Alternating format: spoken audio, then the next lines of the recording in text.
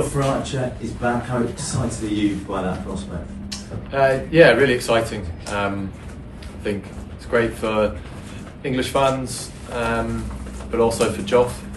It's been, like a long time coming for him. I think his the way in which he's handled the injury setbacks over that period has been very commendable, and then the way in which he's got himself back onto the field and playing cricket over a long period of time now. It was exciting to have him back into the squad and in contention for last week, but now that we can say he's in the playing 11, very exciting for the group, but also I think a pretty great day, and I think Josh's going to be pretty proud of himself that he's managed to get himself back here after two pretty big injury scares. What can he add to the bowling attack that maybe others can't? I wouldn't ever like to go into it like that. I think it's a case of we've had two tough games, a lot of time in the field, and got through some overs as a bowling unit. So you get to this position here with back-to-back Test matches, and you feel it's the right time to get some fresh legs in. And it was exciting that we had the ability to be able to call on someone like Jeff. A lot of England fans will remember him from 2019 and the spell here. Can he get back to that level, or might we be seeing a slightly different form of Jofra Archer with the Red Bull? No, definitely. I think when he's played for England, I know it being the short format. I think it's obvious whenever he does get the ball in his hand, there is that sort of that change in the game. I think the opposition feel it as well because they know what he can do in a spell.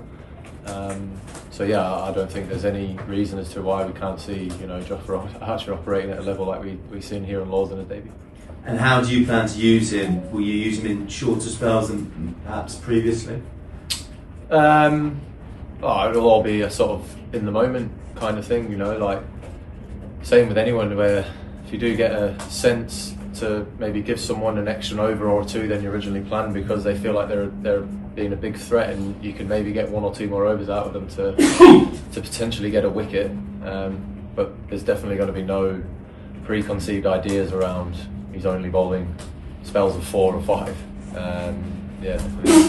And how much help will he and the others get from the pitch here? Have you had a good look at it? Lords generally it plays out the same way whenever you tend to play. There's always seems to be a little bit in it on days 1 to 2, and then if anything it probably speeds up as the game goes longer. Watched a bit of the World Test Championship and it was the same there. I don't know. And how are you feeling after Edgbaston? A quick turnaround, tough test mentally, no doubt, and also how do you feel about your batting at the moment? I'm good. Good and good. Yeah. Thank you very much. Joe, go ahead. Ben, was there a temptation to make any more changes in the team? I know people were probably wondering about that with the tight turnaround, and your bowlers have got a lot of overs into the driving past. I know obviously has ongoing issues. Was there a temptation to rest anybody else to make any more changes for this match? Just to again reiterate, Cast, there was no ongoing issues with him. Fabulous. Again, good.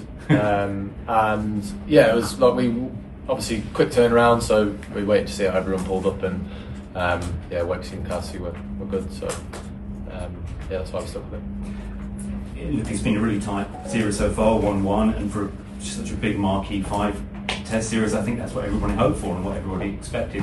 What gives you the confidence right now, Ben, that England have the edge over India overall? This was always going to be a series which was going to, at moments ebb and flow. The results were going to ebb and flow because of two very good teams going at it against each other. We came out on top at Headingley, and they come out on top of obviously the last game. I think when you have two good sides going at it against each other, you are going to see that. Whether we have, I don't think we feel like we have the edge over anyone. We respect our opposition, whoever that may be, whatever period in a series it may be.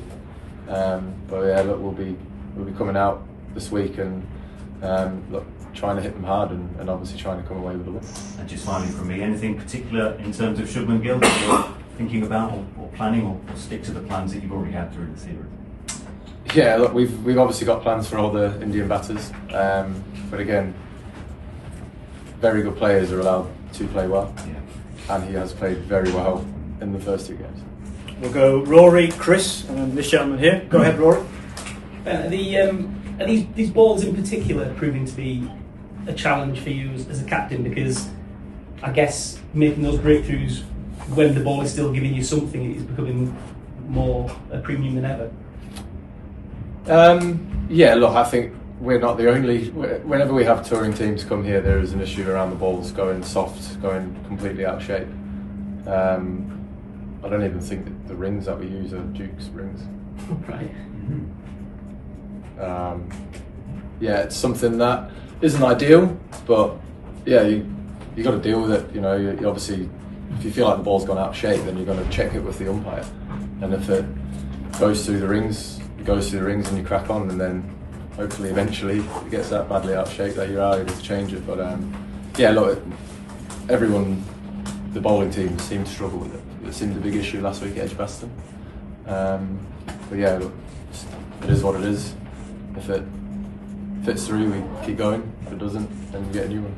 And can I just ask you, as a captain, what you made of Vian Mulder's decision to declare on himself when the 400 was in sight? I mean, I don't know. Sometimes you've had Harry go to 300. Is that a decision you'd ever make, or do you think you let him crack on? I think it's, as a captain, you'd rather do it yourself than your captain potentially pull you out on a groundbreaking day. But fair play to him, I guess. You know, I think he said something where Brian that should stay with Brian Lara. Legend should keep it. Yeah. He's not going to get that opportunity again. You guys have protected Gilbert Jessop pretty well. Yeah, but no, fair play to him. They got the win, which obviously is a big thing that counts.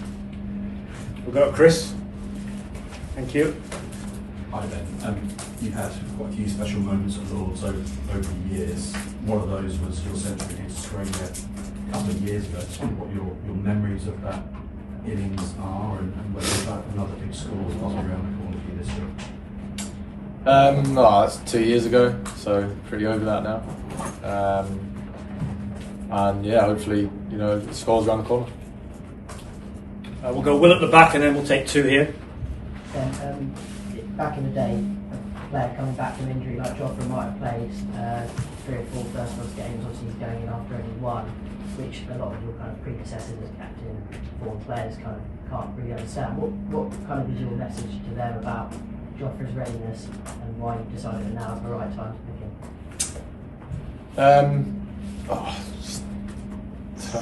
Stop having the default of going to the worst, if that makes sense. We're a very good nation at doing that.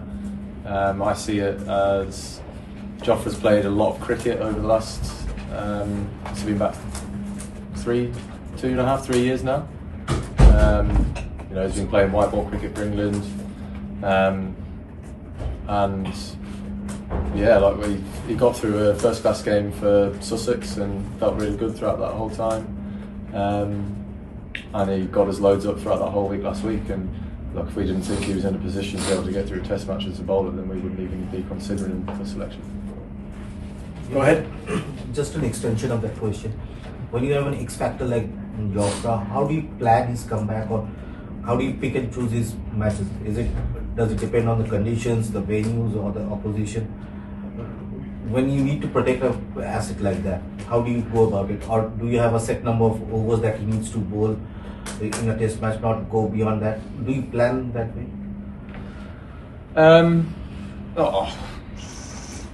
No, not really. I think, look, if we did not think he was ready or in a position to be selected, we would not select him.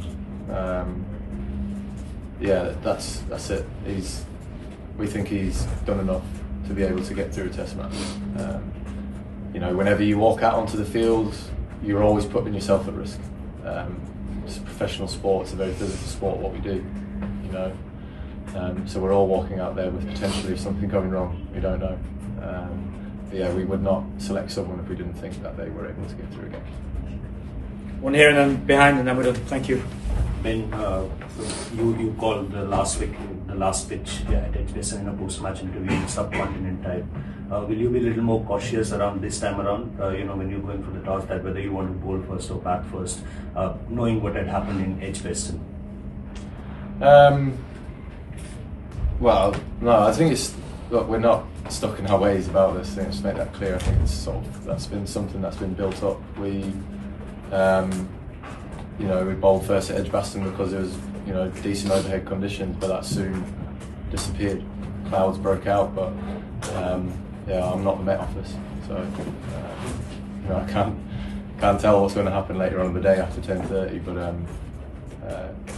Lords, it's meant to be really, really hot this week, so if it is that's the case, where the sun is out blazing tomorrow, I think whoever wins the toss is probably going to end up doing the same thing. Hi Ben.